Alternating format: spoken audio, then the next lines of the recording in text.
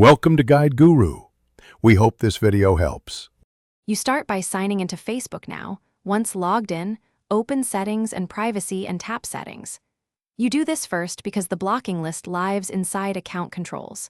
Make sure to use the browser or the latest app version. Updates change menus.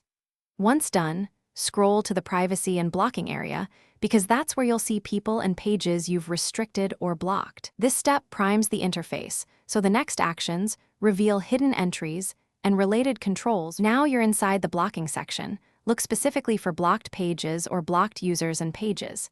You'll see a chronological list of pages you blocked. Click any name to preview that page and confirm why it was blocked. If the list is long, use the search box or scroll slowly.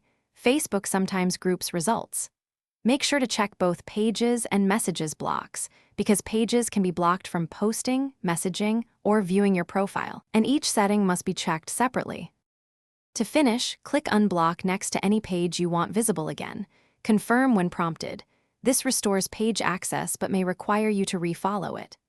If the page remains unseen, clear your browser cache and cookies, log out and back in, or try the mobile app. Sometimes settings take a short time to propagate.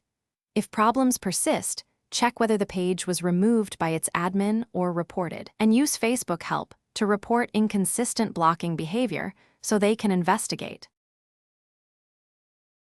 Thanks for watching. Consider subscribing if we helped you today.